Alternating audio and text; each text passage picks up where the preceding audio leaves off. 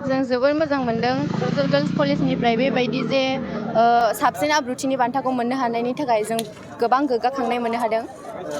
जोङो गोबां आयदायाव पार्टिसिपेट खालामदोंमोन जेरै स्पट राइटिं, पएम रिसाइटेसन, ओमफ्राय कुइज कम्पिटिशन, डिबेट, बेफोरावहाय डेन्स कम्पिटिशन बेफोराव जों पार्टिसिपेट खालामदोंमोन। जों बेखौनो थांखि लानानै फैदोंमोन जे जों बेस्ट डिसिप्लिन एवार्डखौ लानानै थांगोन होननानै दा जोंनि थांखिया जाफुंबाय बेखौनो जों बिराद गोजोननाय मोनबाय आरो। खेबनै जाबाय। थांनाय बोसोराव जों गैयामोन माने सिगांनियासो।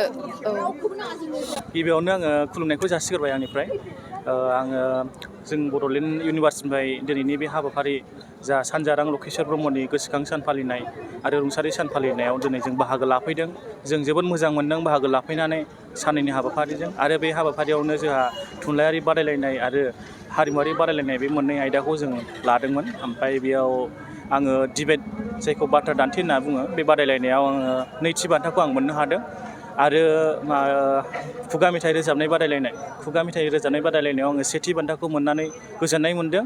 आरो आं बे मोननै बादायलायनायनि थाखायनो आङो दिनै बेस्ट पार्टिसिपेट साबसिन बादायारि बान्था बे बान्थाखौ आङो नाजावनो हादों। आं जोबोद मोनदों। लोगोसे बिजनि कलेजनि गासैबो फरायसा लोगो नोंथांमोन आरो लोगोसे बे हाबाफारिखौ खुंफुंनाय गासैबो बे फरायसालिमानि गासैबो फरायसा आरो बिबानगिरि बिथांमोनखौ आं साबायखर बावहरो। जोंखौ दिनैनि नैबे हाबाफारियाव लेंहरनायनि थाखाय आङो आंनिफ्राय गोसो गोरबोजों थेंकिउ आं होयो आरो।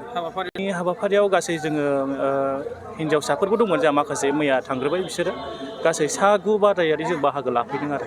गासै मोनबेसेसो बान्था मोननो हादों नोंथां? जोंनिफ्राय गासै 9 बान्था मोननो हाबाय जोङो।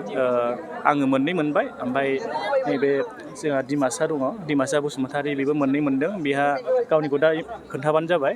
आरो बेजों लोगोसे सासे जोंहा सानसुला होननाय बेयो मेथाइ खननायाव मोनदों आरो बेबो मोनसे बान्था। कलेजाव फैनायनि ओरैनोथ' जेबो थांखिखौ लानाय जाथ'वाखैमोन माने जोंहाबो इउनिभार्सिटियाव प्रग्राम जाबाय थादोंमोन नालाय। ओमफ्राय जों माने गोसो आरो फैनो बिराद गोसो एक्साइटेडखा। ओमफ्राय फैनो थाखाय जों गावनि खामानिखौ बिजिखौ गारनानैब्लाबो आरो जोङो दिनै नैबे हाबाफारियाव गोसो गोरबोजों मोजां मोनहरनानै थुनलाइ आरो जों हारिमुखौ मोजां मोनो बेखायनो जोङो फैनो थाखाय जों गोसो गोरबोजों फैबाय आरो बेयाव नुजाफैबाय।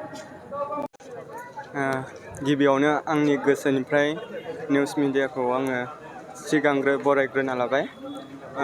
जोंहा नैबे बिजनि कलेजाव साननैनि हाबाफारि लानानै मानाव गेदेर सानजारां लकेश्वर ब्रह्मनि गोसोखां सान फालिनाय जादोंमोन। बे फालिथायाव जों गोसो गुदुं जानानै माखासे बादायलायनाय हाबाफारियाव बाहागो लाफैदोंमोन।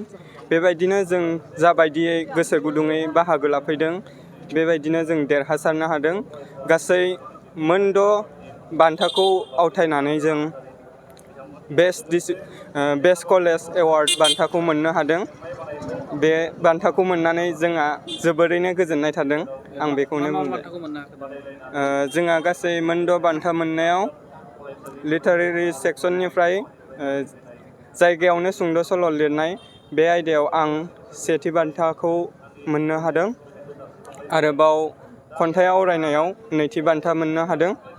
बेनिफ्राय कालचारनिफ्राय खुगा मेथाइ बादायलायनायाव नैथि बान्थाखौ मिथिंगा बसुमतारी बिथाङा मोननो हादों।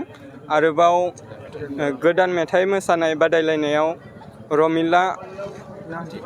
रमिला दैमारिया 3थि बान्थाखौ आवथायनो हादों। आरोबाव गोदान मेथाइ खननाय बादायलायनाय हाबाफारियाव इराग्दाव स्वर्गियारि बिथाङा 2थि बान्थाखौ आवथायनो हादों। आरोबाव देमसि मोसानाय बादायलायनाय हाबाफारियाव जोंहा रुपटन बसुमतारी बिथां आरो रमिला दैमारि बिथां सानैजों जावजा मोसानानै जोंहा सेथि बान्थाखौ मोननो हादों। बेयाव जोंहा कलेजनिफ्रायनो माखासे दामगिरिफोर दंमोन। बिथांमोना जादों बिबेका ब्रह्म, इराग्दाव स्वर्गियारि, लोगोसेनो करन बसुमतारी, तबला दामग्रा हिसाबै थुंग्रि बसुमतारी। बेखिनिया जोंजों देमसि मोसानायाव हेफाजाब होनानै जोंनि बे बादायलायनायाव